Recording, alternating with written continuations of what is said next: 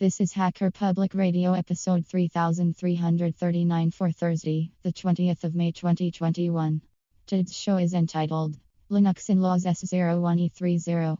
Politicians and Artificial Intelligence Part 2 and is part of the series Linux Inlaws. It is the 30th show of Monochromic and is about 58 minutes long and carries an explicit flag.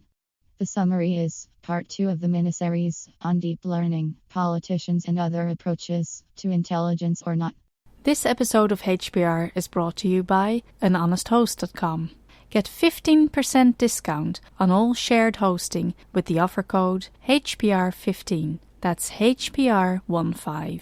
Better web hosting that's honest and fair at anhonesthost.com.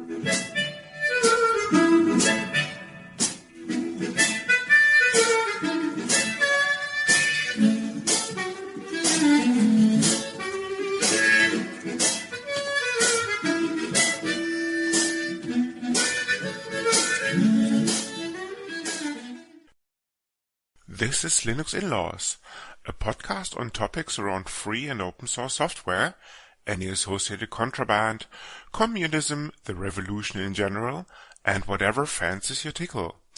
Please note that this and other episodes may contain strong language, offensive humor, and other certainly not politically correct language. You have been warned.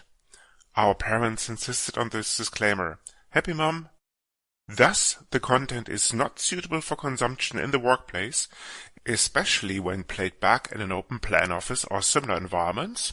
Any minors under the age of 35 or any pets including fluffy little killer bunnies, your trusty guide dog, unless on speed, and cute T-Rexes or other associated dinosaurs. At the beginning of the episode, you will notice a reference to quantum computing, which may seem to be out of context for some of our listeners. For a resolution of this mystery, check out the outtakes at the end of the episode. This is Linux Quantum Physics Inlaws, Season 1, Episode 30, TensorFlow and such. Martin, good evening. How are things? Hey, Chris. Things are great and wonderful. Perfect. Always. How are you? Can't complain. Now that the moolah is rolling in. Is it? Oh, right. The cartel's coughing up finally, are they? No, but apparently the company that I'm working for has filed for an IPO. Have they? I thought they just had some funding. Well, no point in stopping now, right? How does that work? Hang on. You're getting people to fund you and then... That's the plan, I think, yes.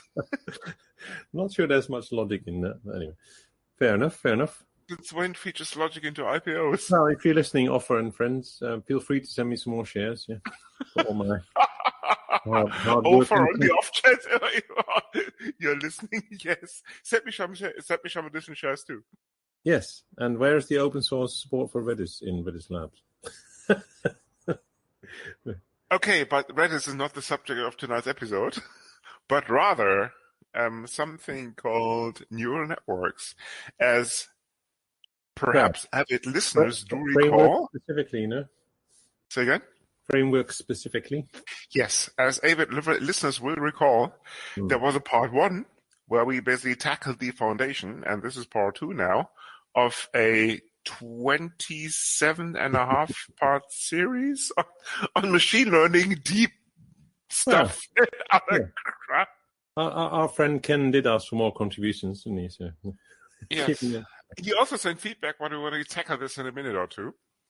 Oh, yes. No, jokes aside, this second part is actually building on top of the first part. Now we're going to actually tackle some way more concrete stuff, like actually frameworks that implement neural networks. Indeed. Like. So, Martin, why don't you give us a quick recap of episode 1? Episode 1, oh, it's ages ago, isn't it? It's for those few listeners who missed out on it. Okay, episode 1 was really the basics of how neural networks work, right? So, which, not everybody wants to dive into because that is a lot of work, and why not reuse what other people have built already in magnificent frameworks like PyTorch and TensorFlow. Indeed. So before we go into the nitty-gritty details, maybe we should do a little bit more of a detailed recap of what episode 1 was all about. Essentially, we spoke about... You want to give it a crack? Yes. Again. Yes, but for those people who do not want to spend another 3 hours on the director's cut... Well, they have to, really. Sorry, that's the prerequisite for this episode. But that's not very user-friendly, Martin, is it? Right, Martin, this is what I told you during the marketing brief about a week ago. You have to pay attention to the needs of something called the listeners. I think you watched too many popular series, haven't you, where they have to recap the previous one. Do a teaser of the next one afterwards. Martin, quite a few people from America listen in. Donald, if you're listening to this, hello, Americans. We're still fans. Yeah. So you have to take our listenership into account. So bear in mind, yes, some people will have not the attention span that we do. Some people will even have a longer. Yes, some people will have even a longer attention span. Grumpy old coders, if you're listening, you know to what category you belong to. We must do another episode with them. That was actually very, very good. I don't know. I missed them. Anyway, doesn't matter. Let's do a very quick extended recap of the first part, and then we can go into the details. Okay. Neural networks essentially are neural networks in terms of you have neurons, which essentially can be represented by a mathematical function. They take input values, they produce output values, and the magic actually happens inside that neuron in terms of how you model the function. Hang on. There's no such magic, and there's no such thing as magic in computer science. You know this thing. I've done a PhD in computer science, and let me tell you, there is for a few years, perhaps. Okay, Martin. Sorry, carry on. Why don't you explain the magic then? No, I just said there is no such thing as magic in computer science. Well, there is, but subject for another episode. Okay, no jokes aside. The idea is essentially to model the human brain. And as people tend to simplify things because how a human brain works is much more complicated than simple artificial neural network is capable to model, they simplify things. So essentially, the way it works is that a neuron that is simple, the actions of a neuron are represented by a model. So it's a simple mathematical formula. It's sums, multiplications, all the rest of it that take input values, produce output values. And the idea behind such neural networks is that you have a multitude of neurons being interconnected. And that multitude then is multiplied by so-called, or categorized rather, into so-called layers. The neural network functions as follows. The idea is that you have a training phase where you essentially teach the neural network how it's supposed to behave, like given the input values, the expected output values, and based on the output of the multiple layers of neurons, you modify the individual parameters that are attached to these functions. Yeah, you can pull those connections, really, couldn't you? Exactly, and you may also modify the connections if you want to be really close to something called the human brain, because what the neuron brain actually does, it modifies the interconnectivity between neurons all the time, and this is something that we call human learning. Yes, to oversimplify things just once again, after this training phase, you should have a model in terms of you have neurons and you have values or parameters associated to these neurons that you can then use to essentially put the thing into production in terms of you give it some real input values and then the neural network does its magic in terms of recognizing speech, identifying patterns in an image and all the rest of it. Because at the end of the day, a neural network is just about pattern matching on the very sophisticated level, granted, but that's where the magic stops. Yeah, so then this phase is normally referred to as inference, isn't it? But, and now the second part of this 27.5 part miniseries is actually on how to put this into a bigger context in terms of now that you have the theoretical foundations, how you can actually put this into production in terms of how you can apply this to the real world. Because needless to say, if you want to program a neural network, you don't want to sit down and just program the neurons themselves, program the functions running inside the neurons and feed them the input values and then do the inference phase yourself and all the rest of it. No, you want to use some model that is already out there working. And that's exactly what these frameworks that Martin just mentioned, PyTorch and TensorFlow, are all about. And the hint really is in the name of TensorFlow, because also PyTorch does it the same way. The idea behind the interconnected neurons is passing around values that are then used to carry out the functions of this neural network. And funny enough, these values are easily captured, efficiently implemented, and easily modeled as tensors. Maybe you would like to explain to the uninitiated what a tensor is? It's quite straightforward, actually. It's an algebraic mapping of n dimensions. There you have it. Okay, fair enough. Of course, that's oversimplifying things. Well, no, it's a multi-dimensional array, really. Put it that way. This is one of the expressions of a tensor. Yes, in its simplest form, actually, a tensor represents essentially a mapping from one algebraic structure to another. Think of it like a vector being mapped onto a different vector, and the mapping is actually the tensor itself. Now, this simple mapping is also called a degenerated tensor because it simply takes one vector and maps it onto the other. The interesting bit, basically, is if you have whole fields of algebraic structures like matrices and so forth.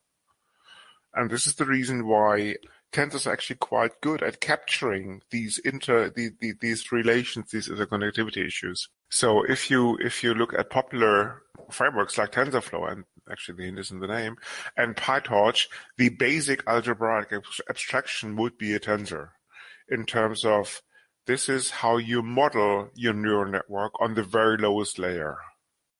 Okay, yeah, thank you for that explanation. Where were we with this anyway? We wanted to explain how TensorFlow and PyTorch essentially do it. Well, why don't we cover a little bit about why there is more than one and what happened before? Absolutely, Martin. TensorFlow and PyTorch. I don't know where you are in your context, but so by all means, if you are in the middle of something, carry on. No. I just laid the foundation, Martin. Give it another shot about the non-mathematical background to this. Uh-huh. I mean, needless to say, I don't want to steal your thunder, so just go right ahead. Hang on. You're confusing. Martin is lost. Martin, why don't you bootstrap? Chris. Yes. Why don't you bootstrap the TensorFlow that is you, and then you can start all over again? I don't think people have a reboot function, do they? Another implementation flaw, okay. Yeah, I think so. Yeah. 5, 6, 7 years ago, people started building various frameworks. Like, I think Keras is one of your favorite now. Don't know how long that's been around, but in the last, 5 years, TensorFlow came out first to try and get a bit more of a standard to this. And then about a year later, you will do you know the background of PyTorch, by the way? Probably not as well as you do, so give it a shot. Well, it's the original, the pre or what PyTorch is based on is Torch, right? That's a library, yes. Which was written in Lua, which you may be familiar with. You familiar with Lua, Ben? I'm afraid, yes. What would you say the attributes of Lua are? OpenWRT uses it as a basis for a web framework called Lucy, which is essentially the web-based GUI for your router management.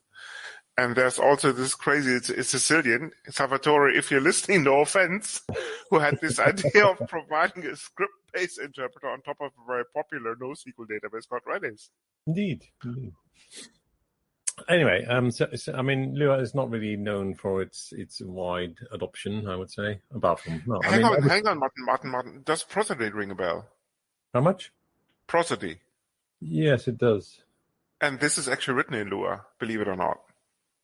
Yeah, but if you compare it to other programming languages out there, then it's a little bit low down the... Well, Prosody would be one of the adoption most popular XMPP servers on the planet. Yes, but that's not a programming language, is it? No, just an XMPP server. That's correct. It just happens to be written in Lua. That's all. Good. Glad we can agree on that. Anyway, so yeah, Lua is I don't know. Obviously, I saw Lua for the first time.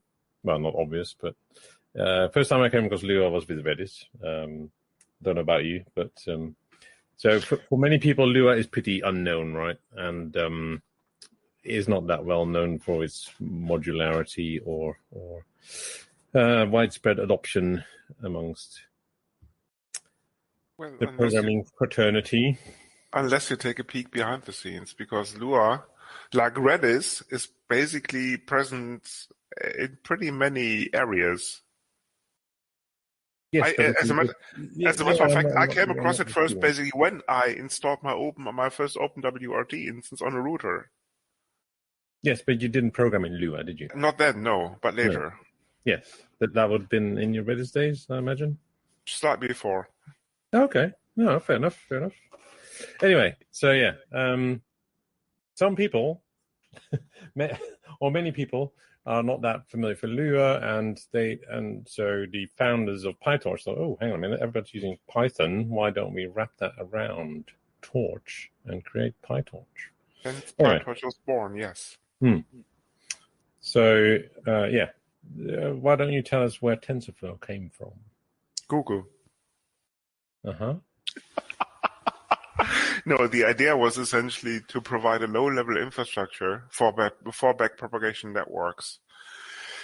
Because, as probably the majority of our listeners would imagine, Google was really the company that kickstarted at artificial intelligence all over again, even way before companies like Facebook and so on copped on. Okay, this is what we didn't cover in the first episode. Well, not in great detail anyway. Artificial intelligence goes back easily as an computer-based artificial intelligence, goes back easily to the 50s and 60s. Flawed artificial intelligence goes back even way further. Who's flawed? Like the attempts to breed certain politicians who had strange ideas, and the rest is pretty much history. But we won't go into that because this is not a history podcast, but rather an open certainly not a political one. Well, I don't know. It's debatable, I guess. There is a certain amount of communism support here. Anyway, carry on. Absolutely. Yeah. Anyway, so in the 50s and 60s, especially North American scientists had the idea of, well, we have computers now, so modeling a human brain can't be that difficult. So speech recognition and image recognition and such things are just around the corner in the 50s. So they developed beautiful programming languages like Lisp and other functional approaches with the idea actually to build the foundation for something called artificial intelligence. The trouble is that the existing hardware at the time didn't quite live up to their expectations. So this is the reason, if you take a close look at the history of artificial intelligence, the whole thing entered a hiatus or a hibernation period or whatever you want to call it in the early to mid-70s. And of course, there were kind of wake-up calls in between. 90s tried to revive the whole thing in terms of, there was a company called Nuance that tried to use artificial intelligence for speech recognition, but these were kind of isolated blips. Because even then, the hardware wasn't really up to scratch to cope with the computational demands of artificial intelligence. Things really changed when a little unknown search company called Google entered the stage in the mid-2000s. Because, as probably we all know, Google is not necessarily about hardware, but rather the intelligence running on top of this hardware, as in doing software that is able to massively parallelize algorithms running on cheap hardware. That's exactly how they did their first search engine implementations. You'll see this actually if you take a look at their base infrastructure technology, like Bigtable, like Big File System. It's all published. You'll find the links in the show notes. The idea behind this is actually that they come up with software that took into account that hardware is not perfect. Hardware can fail, but the real intelligence is actually in software. Well, so I say that, but Google did develop the TPU, right? That came later. Yeah, but the notion of cheap commodity hardware. Anyway, carry on. They deviated from this part of They changed their mind.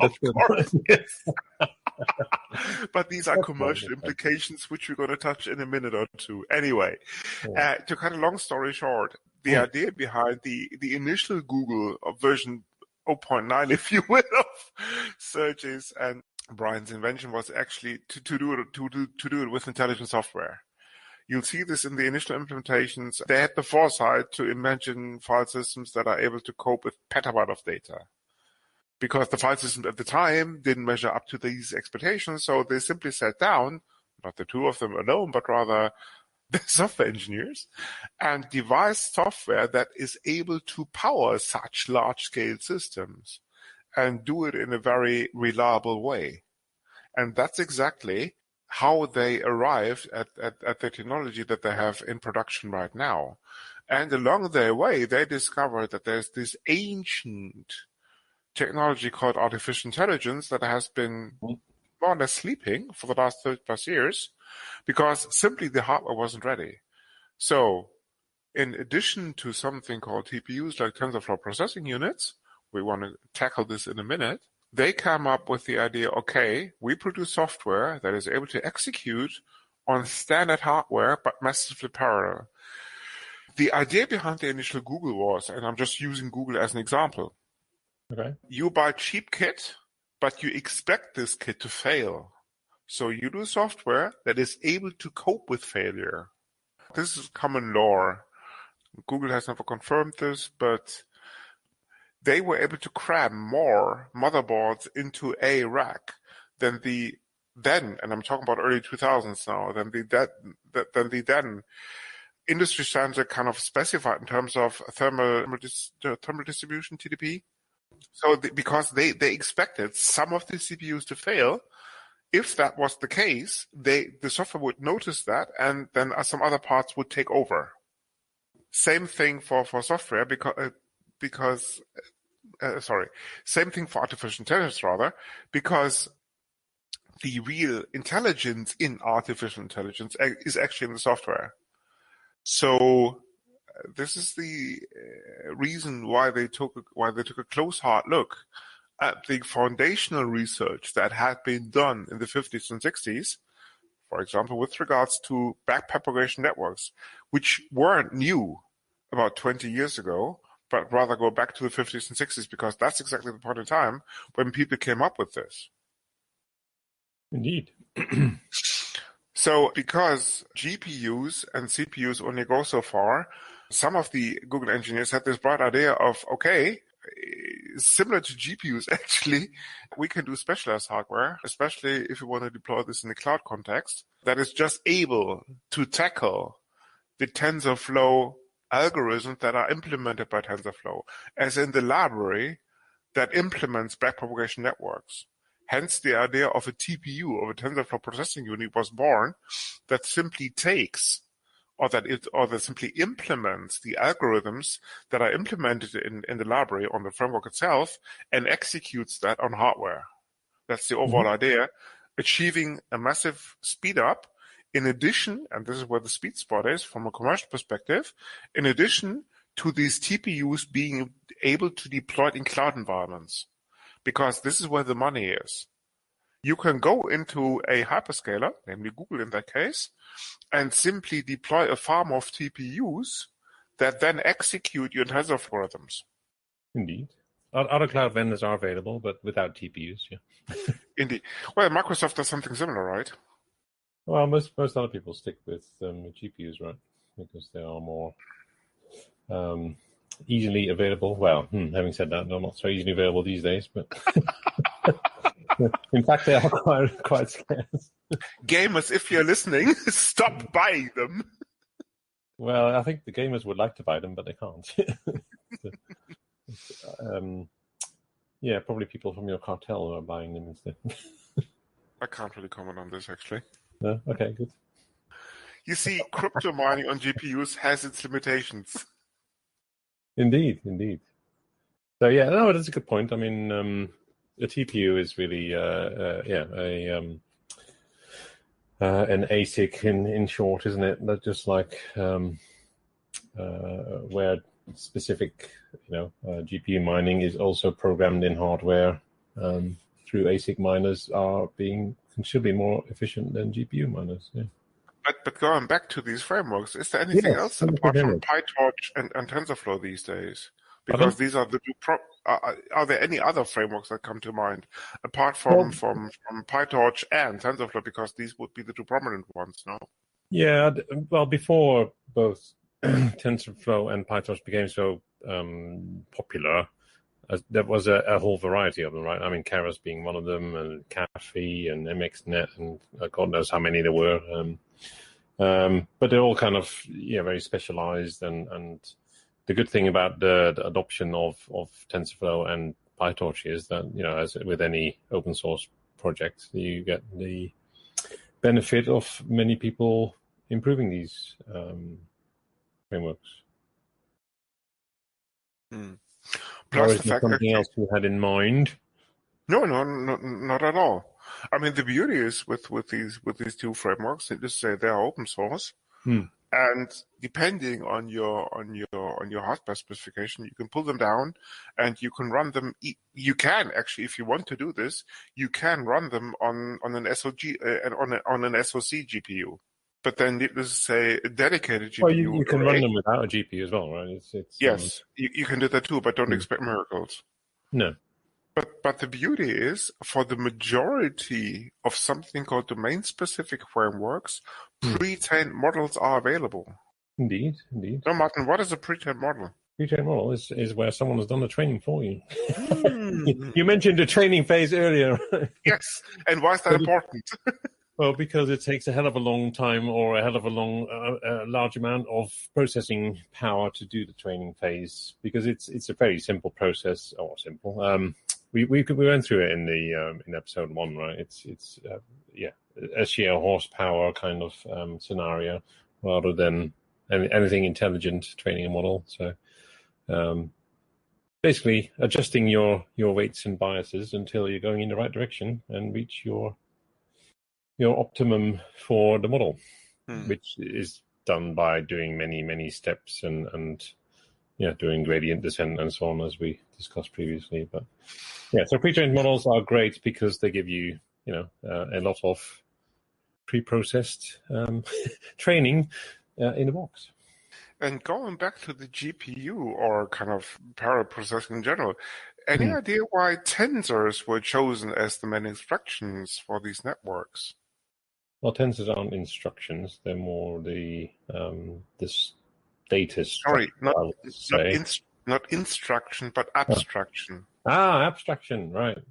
Well, because it maps, if you look at your neural network layers, they are arrays of numbers, right? So, which is essentially a tensor. Indeed, but the beauty with tensors is actually that you can decompose them into simple arithmetic instructions, which you then can parallelize on different cores in terms of GPU cores or CPU cores. Because if you take a look at how a matrix is multiplied with another matrix or a vector, most of these computations can be done in parallel. Only if you are at the reduction phase, to use the simple example of a MapReduce algorithm, you actually have to consolidate this using a single core. But leading up to this, you can parallelize this easily on different cores. And this is the whole idea behind frameworks such as TensorFlow as well as PyTorch, to decompose these tensors into independent independent arithmetic parallelizable instructions, so that you can use the full computational power at your disposal to give it a crack. Yeah. So, do you know why these two frameworks are now the most popular ones? I reckon it's evolution, right? Many people saw the advantages and simply used them in their projects. Lua or not. Well, this is I think this is why the the rise of PyTorch has come. It was obviously came out after TensorFlow, but it's pretty much equal in popularity these days, because the language of choice for most data scientists, whatever you want to call these people, is Python, right? So it is a fairly natural fit. Therefore, I mean, you can obviously also use the Python interface TensorFlow, but yes. Indeed. Full disclosure, of course, there's a whole episode on Python in last year's back catalog of something called Linux Inlaws. Okay. In case you're wondering about this hipster programming language called Python. Yes, indeed. For those of you not using it. So, other question I have for you is, why is there a what's the difference between TensorFlow 1 and 2? Check out the changelog, I'm tempted to say. No, Martin, I wouldn't call myself an expert on TensorFlow. So if you have the answer, go for it. Sure. Well, it's quite a significant difference between TensorFlow 1 and 2, and it's really that TensorFlow 1 was imperative programming, symbolic programming. So whereas PyTorch has always been from the start built that way. So they're both converging to the same thing, but there's a big difference. So if you're ever starting with trying to build your own applications with TensorFlow and you come across TensorFlow 1 and 2, it's quite a significant difference in the way the two work. So it's worth noting that, one is pretty ancient, but there's a lot of examples, implementations out there on one. Why don't you explain the difference between imperative and symbolic programming, Chris? Imperative programming would be like BASIC or COBOL. You tell the computer exactly what to do and how to do it. And symbolic programming would be much more like functional programming, i.e., a functional programming language would understand lists, atoms, and the relations between them. Yeah, what about the execution element of these two different ways of programming? I think CPUs play a major role in this. Well, it's commonly familiar with the term eager execution. I'm not. Okay. This is the reason why we have highly paid experts on the show like Martin Visser. Sounds like it. Give it a crack, Martin. I thought you were quite into your programming paradigms, but there we go. Okay, fair enough. I thought you would probably be happy explaining this one, but I can do it for you. I think I've done enough talking on this episode, Martin. Give it a crack. Okay. So, I mean, you know about... that I can correct you if you're wrong. I see. Okay, so if we think about any kind of program, right? We have lines of code, and in an imperative programming language, they are executed in sequence as and then, whereas in a symbolic programming language, we have a compilation phase, right, where the most optimum execution of that representation of the functionality is built, right? Make sense? It does so far. So that was the, but it's quite a, so TensorFlow started with the symbolic approach, saying, because obviously there's advantages to this, right? Like, yes, no? I'm listening, Martin. I'm listening. Okay, I was just wondering if you wanted to fill in the blanks. No, that's okay. I've done enough filling in the blanks for one day anyway, so no worries. Oh, okay. I just wanted to make it a discussion, but that's okay. Or a two-way explanation, but it's fine. I can do it if you want to. Sometimes, Martin, I just listen in awe. That's okay, no worries. Well, it makes a change. It does indeed. Give it a crack, Mr. Visser. Give it a crack. Right, where were we? So, yeah. Okay, so symbolic and stuff. Yeah. So right. So if you think about I don't know, you some people consider the execution of a program to be a graph, right? And so you basically build with a symbolic programming language. The graph is built compilation time and is fixed, right? So whereas in an imperative programming language, it's done. Every step is done at the time as described by the programming language. So the advantage of this model is that it's very efficient, right? Your symbolic implementation, because the compiler is trying to find your most efficient way, and you can reuse your memory space and all sorts of excellent stuff benefits you get from that. Which is all well and good if you have if it's bringing it back to neural networks, or if we think about models, then if our model is fixed, then that's great, right? Because you can run it as many times as you want to. It's optimized to the nth degree and so on, and you can parallelize it however many ways you want to. However, if you have a model that's dynamic or self-adjusting, then that doesn't work with a static kind of execution graph, right? So so PyTorch from the start did that dynamic approach, and with TensorFlow 2, they have adopted that as well. So, so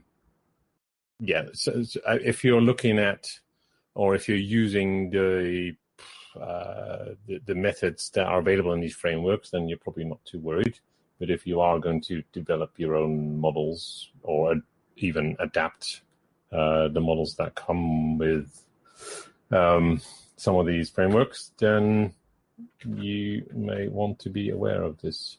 I mean, it's something that I came across with TensorFlow, that, the TensorFlow 1 and 2 are hugely different. Not that I'm an expert by any means, but I have certainly played with it a little bit. And it's similar to what some of my colleagues have been saying as well. So it's...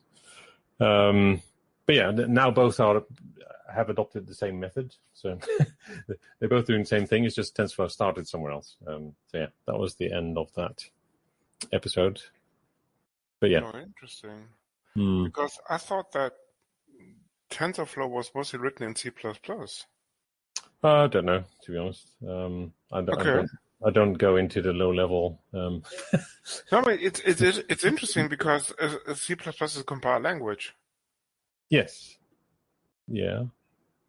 Yeah, but if it's more the okay.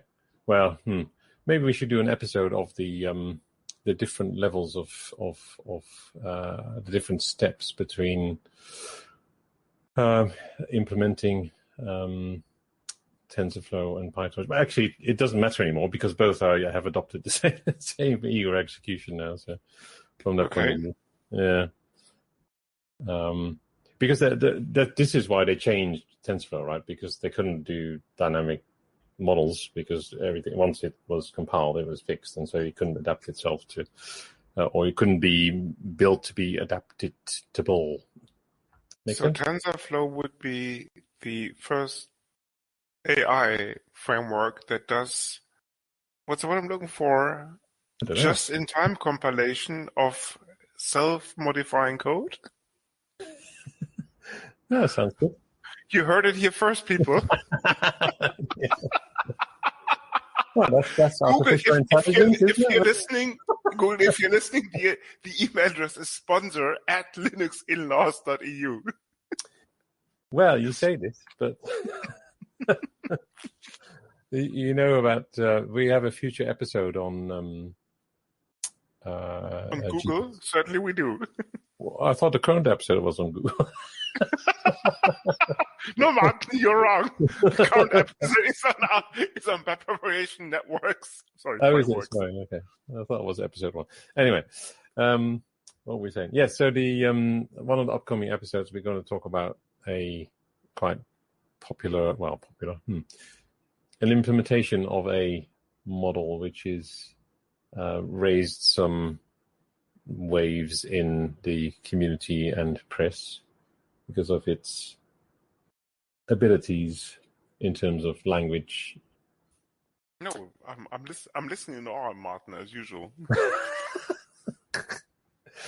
Well, I mean, if you look at adoption, okay, Google is the biggest user of TensorFlow, right? But when they came up with the stuff. Well, you would hope they were the biggest user. But if you look at the adoption of PyTorch, are you familiar with a company called Tesla? They make cars, among other things. Cars and batteries and all sorts of stuff, and rockets that tend to. But I think they just borrowed the name from some really famous physicist. Yes. Long gone, of course, but that's a different story. Well, yeah. Family Tesla, if you're listening, you've got a really good court case, I think. Tesla, don't try. Just don't forget about it. Yeah. Don't even reach out to Martin for marketing consulting. That would be money down the drain. To use a technical term now. Marketing. Sorry, Martin, go ahead. Let's not discuss marketing. That's not going to go well, is it? Where were we? Yeah, so a lot more companies outside of Google are, not outside of Google, but are contributing, supporting PyTorch, right? And its popularity along the research community is, I think probably equal, if not greater than TensorFlow these days. Is it still really a competition between TensorFlow and PyTorch? Well, I find it a bit curious that why do we need two, right? It seems a little bit of a wasted effort. So there must be some differences. Otherwise, one would become more prevalent than the other.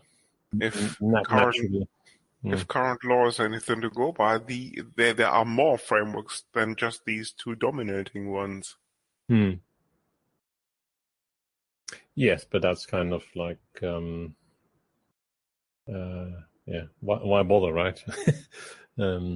If you have these two that are 7 years in the making, then why do you need another one? I mean, the functionality that they offer are obviously in the fields of, computer vision, NLP, et cetera, et cetera. So, what would you be missing from those two frameworks to start your own? I mean, frameworks are pretty much like cars or women, right? Or men, for that matter, before the PC police gets to us. Cars get you from A to B, and women make you happy, or men, for that matter. Don't get me wrong, but at the end of the day, they have four wheels. Cars now. The PC police will probably shoot me for this remark, but don't worry about it. And women do have hairs, arms, and all the rest of it. There are, of course, differences. Cars, for example, have different engines. Men and women have other differences. We won't go into the details, but you get my drift. Same goes for back-propagation networks. At the very end of the day, they are pretty similar. On the surface, they may differ a lot, but at the end of the day, they just are about mostly pattern recognition and what comes afterwards. Yeah, sure. I mean, we were going to have someone on the show on these things, weren't we? But for logistical reasons, that didn't happen. No. Yes, but it's. I mean, if you think about it, why do you start contributing to one or the other? Which would be an interesting question for me. It's you have a problem to solve. Fine. TensorFlow hasn't solved it or doesn't provide options to solve it. Python doesn't have options to solve it. So why do you choose one or the other to start contributing to? Because you like Lua?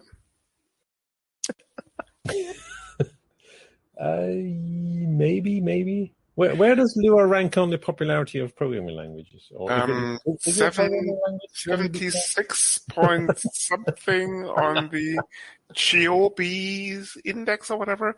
Chobi, of course, you'll find the links in the show notes. Of course, the Danish company. I think it's called The Importance of Being Earnest or something. That's the Stack Overflow survey, isn't it? No, Chobi is something different. No, that's the one I was thinking of, but is it not on there? No, Stack Overflow actually ranks Lua at position number 17. 17? 75.6, yes. Ooh. Oh, yeah. Of course, the routers and OW and OpenWRT helped a lot. Yes. Fair enough. Okay. Right, sorry, to diverge. Yes, what else would you like to cover? Oh, that's pretty much it, all right? Maybe a teaser for the next part of the 27-part episode miniseries, whatever. Is this specifically for Bob, or is this Is this following on from the current modeling? No, I mean just what we do want to cover during the next for the next episode. Now that we have a very good grasp on the basics, anyway. We can do another recap next time. Yeah. Podcast episodes can only go so far, people. Needless to say, we only scratch the surface here. Yes. And needless to say, we did not go into the mathematics of this, because this is not what Linux Inlaws is all about, because that will get very quickly very complicated. We leave, wouldn't it? Yeah. Yes, blatant cross promotion. We leave the mathematical details to a podcast called the Grumpy Old Coders. We had them on the show. Oh. Yes, we had them on the show quite a few episodes back. They are legacy people, mostly concerned with Windows. Legacy Windows. People. Right? What's a legacy person? People that are old. The hint is actually in the name. Okay. Grumpies, if you're listening, you're welcome back on the show at any time, because I thought it was just a hilarious episode and we really like you. But anyway, doesn't matter. Okay, jokes aside. Yeah, the next episode will be about the practical applications of these kind of two foundational frameworks like PyTorch and TensorFlow. We will cover the domain-specific implementations like Keras and so forth, based on PyTorch and TensorFlow. And as I said, needless to say, it's this episode is not about the finer details like mathematics and so forth, because that would fill another 2 or 3 episodes of this miniseries, because it's just very complex, and that's the reason why most it doesn't people work so actually... well without a blackboard either, does it? Yes, and that's the reason why actually most people would just use these frameworks rather than kind of re-implementing these frameworks themselves. Indeed. Because all the fancy math stuff is abstracted away from you. Mm-hmm. That's the beauty Bottom line. Computers. Yes. And levels of programming languages. And yes. And before we close out this episode, of course, Martin, yes, we do have feedback. We do have to do feedback. Yes. Feedback. Yes. Yeah, a certain Mr. Ken Fallon of HPR fame, yes, indeed, writes in to say, I always thought that artificial intelligence is misleading. Ken, you're absolutely spot on. Artificial programming would better describe what's going on. Yes, to a certain extent. Artificial intelligence, yes, of course. Ken, brutal teaser, Ken will be on the show very shortly. For a couple of weeks' time, yes. Okay. And of course, Ken is one of the beautiful people behind something called Hacker Public Radio that we still use as our main hosting platform for all the episodes, kids out there. So, yes, artificial intelligence as a term is somewhat misleading. I grant you that, because this is where it comes down to people's definitions or interpretation of those words, right? Perhaps. Well, at the end of the day, the way we tackle artificial intelligence these days is more or less like programming, in terms of algorithms being implemented by a computer. Yeah, but but yes, okay, the two are fairly synonymous at the moment. But it doesn't mean that artificial intelligence can't be implemented in a different way, right? Exactly. If you would decouple artificial intelligence from computers, fine. Mm-hmm. Indeed. Agreed. But we're not. No, because we are that kind of podcast. No, we are that kind of people. In terms of people. That too. Yeah. In terms of people simply using computers to do artificial intelligence programming, and so Indeed. Ken is absolutely spot on. Yes. Yeah. Mm-hmm. Yeah. I mean, I'm sure someone will come up with a biological artificial intelligence solution at some point. But, or actually putting some other non-von Neumann hardware to the game or something beyond computers. Yes. Certainly. Like molecular biology or something, like not necessarily brains, but the thing that comes afterwards. Another topic for another episode. Here's a question for you: is intelligence limited to people? No, it certainly is not. Well, there you go then. You have it to a very limited extent also in politicians, for example. Ah, yes, of course. And other people are anything to go by. Sorry, and other beings are anything to go by. Well, like people in marketing, or no? I wouldn't go that far, no, but it's a different story. And with that, we have not only reached the end of the tether, indeed, but also the end of the show, I suppose. Yeah, I think so. So, Martin, see you on the other side for another episode on artificial whatever. And of course, for the hipsters out there, that would be artificial space plus being a complete regular expression now. Excellent. Martin, and with that, we're gonna call it a day and see you soon. This is the Linux Inlaws. You come for the knowledge, but stay for the madness. Thank you for listening.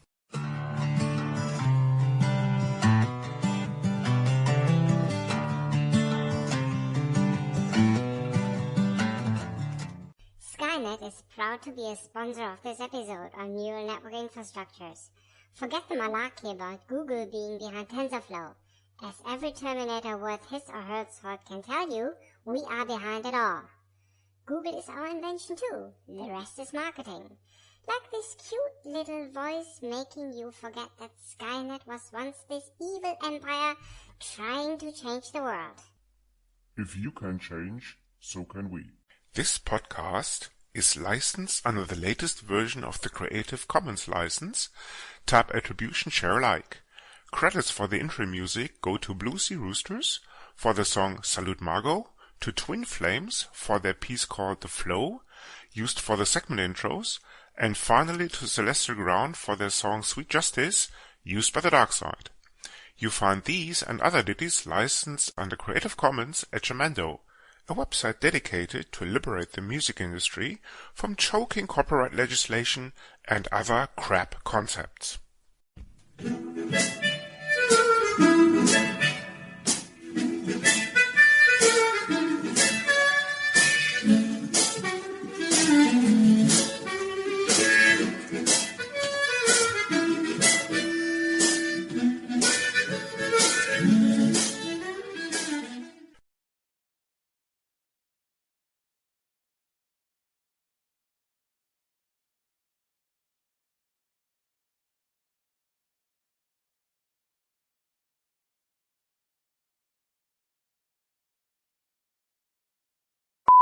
You are currently the only person in this conference. The only person in this conference? What is this? Oh, I'm going to end the session and start a new one.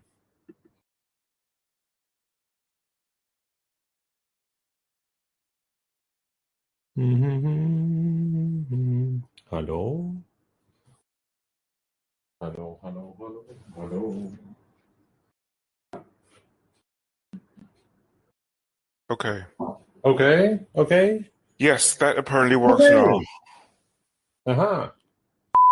Do you know what a quantum torus recursive neural network is? Well, I know what a torus is. I'm just trying to work out what a quantum torus would be. You deviate from standard von Neumann architectures and you throw in qubits and then you pretty much have it. Okay. Like your neural networks basically that are able to tackle n space, p space, NP space instantaneously, more or less. Yeah. Well, you got to start somewhere.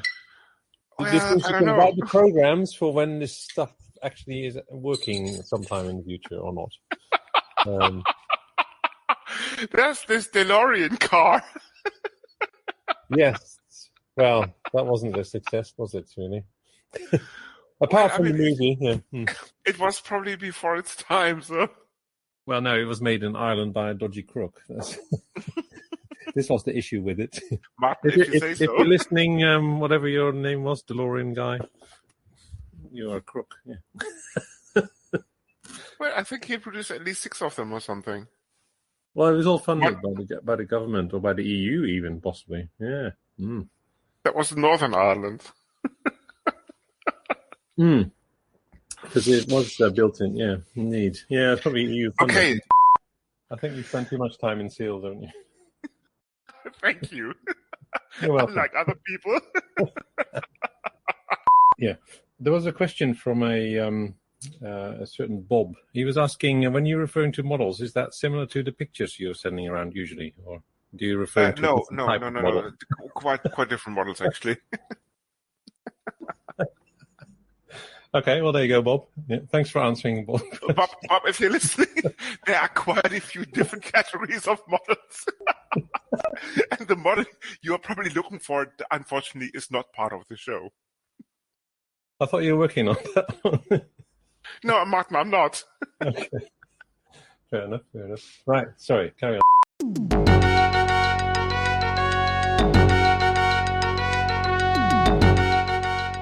You've been listening to Hacker Public Radio at hackerpublicradio.org. We are a community podcast network that releases shows every weekday, Monday through Friday. Today's show, like all our shows, was contributed by an HPR listener like yourself. If you ever thought of recording a podcast, then click on our contribute link to find out how easy it really is. Hacker Public Radio was founded by the Digital Dog Pound and the Infonomicon Computer Club and is part of the binary revolution at binrev.com. If you have comments on today's show, please email the host directly, leave a comment on the website, or record a follow-up episode yourself. Unless otherwise stated, today's show is released under a Creative Commons Attribution Share Alike 3.0 license.